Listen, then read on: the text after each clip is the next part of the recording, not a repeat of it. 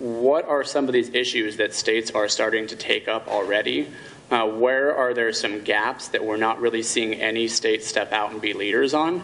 And really try to get a better sense of where they all are. And as Mark mentioned, that what we're trying to do here is see if we can get some of the states that want to be leaders on these issues to compete with each other.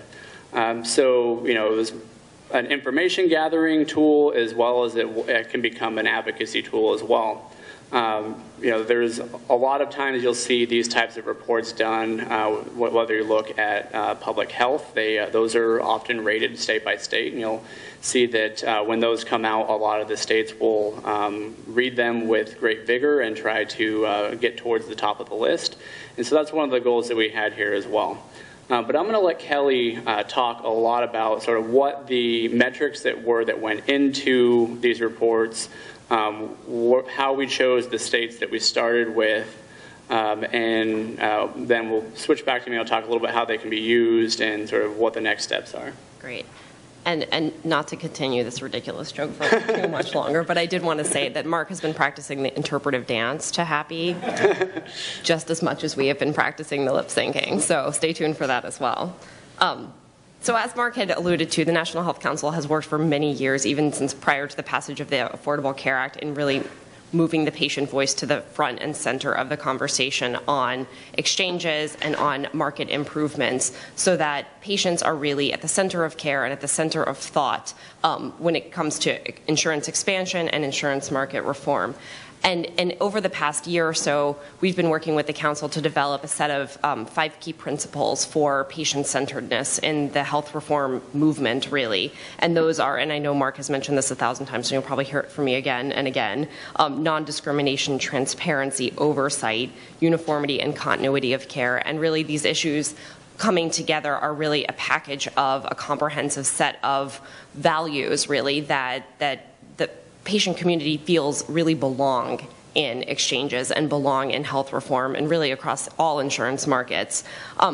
So over the past few months, as Eric said, we have been thinking a lot about what types of actionable tools can the National Health Council build and deliver to members and to other affiliated and interested organizations that act at the state level or even at the federal level with state representatives here in the nation's capital, to really move these measures and measurable and actionable items to the forefront of the conversation and get people on message, all pushing for the same common set of goals.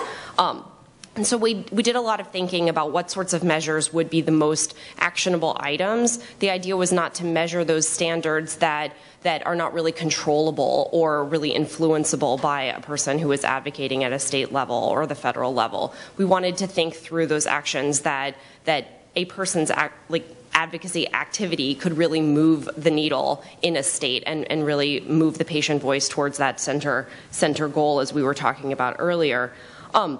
So what we did is we've created a set of 15 measures that fall into these 5 key action principles. I'm losing my words, I'm sorry about that. So in the 5 key areas, we have a set of 15 measures, again, measuring actionable items that the states have done or represent actions that the state has taken or actions that measure the representativeness of the patient community in the exchanges.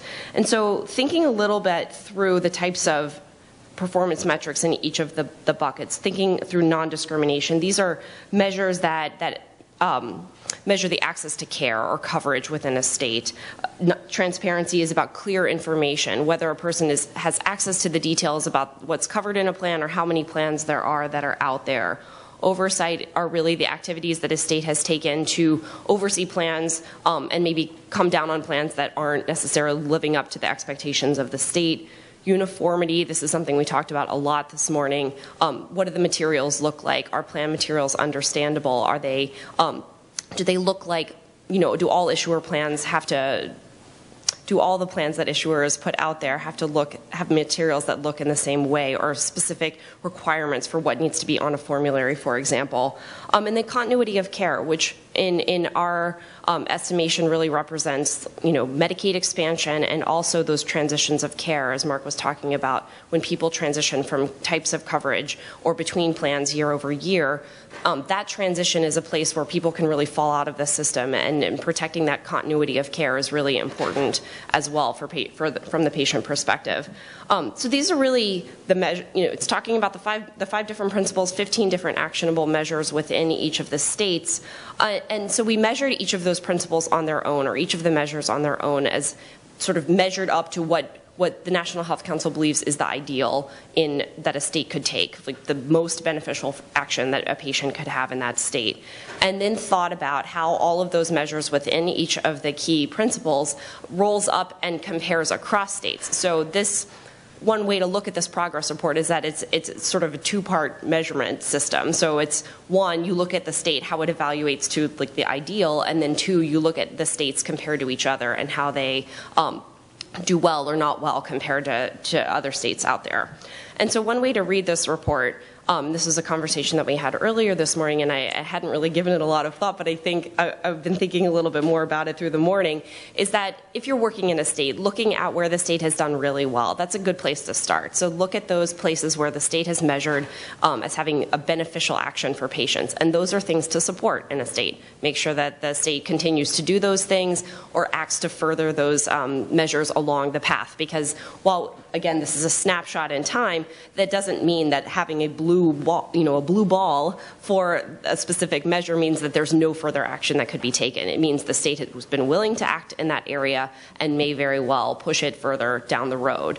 And then the second place to look is where a state was either average or below average, where maybe they took no action or took an action that actually harmed patients. And a couple of cases that we have examples where the state maybe rolled back Medicaid requirements or did something that really harms beneficiaries or patients really in the state. So these are places to look at where a state's actions could be improved. So first looking at the things that were great in a state, and those are places to move forward, and knowing that a state is willing to act on those, and then looking at those places where states could be improved.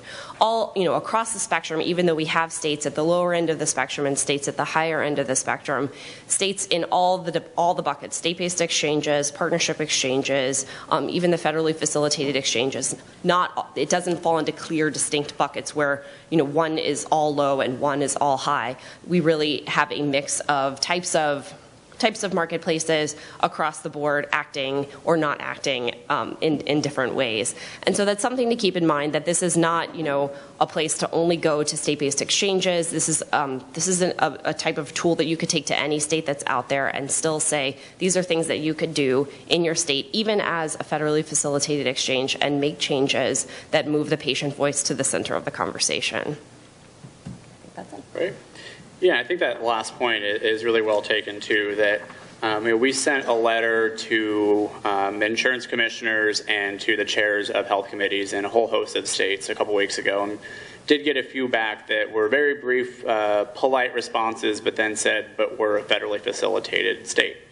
And this was actually one of the states that scored pretty well for the federally facilitated ones on here. They actually have taken action. So it's clear that while the state-based exchanges have more opportunity to enact some of the changes that we're looking for, particularly when you look at things like transparency, because they're not relying on healthcare.gov, there are a lot of areas where they can take action. And so it's important to keep that in mind, but that will also sort of reflect kind of how the different states scored out on here. So we have 32 of them done at this point. We're looking to have the remainder done by the summer. I will say that when we were carefully choosing which ones we started with, they were ones where a lot of our patient advocacy organizations were most active in those states, and also a lot of them that had shorter sessions for their state legislatures to make sure that they had more impact in a more timely basis. So we'll be rolling the future ones out at some point. We look for all of you to use these in your advocacy efforts. I know that there'll be a lot of state media outlets that are looking to sort of find out where their states rank, so I think that they're advocacy tools as well as sort of public relations tools too, to really push those through that way as well. The goal here, again, trying to get states to compete to be the best. And I know that when we've been to a couple of states recently, mentioned that they had them, they were very anxious to see them, really wanted to see where they stacked up against their peers. So we're really excited about these. We hope that all of you will find value in them and will work with us to share this information and partner with us, looking especially at our member organizations who are working with the state ACA working group, and for those who are not members to also engage us as well, because we know that a lot of coalitions have been forming if they had not already been formed in different states, and certainly look for you who have regional or state chapters to really get involved and keyed in on these issues, because there are a lot of people out there talking about how the marketplaces need to change, and the most powerful voice and the most important voice will be for the patient community to be there right alongside of them.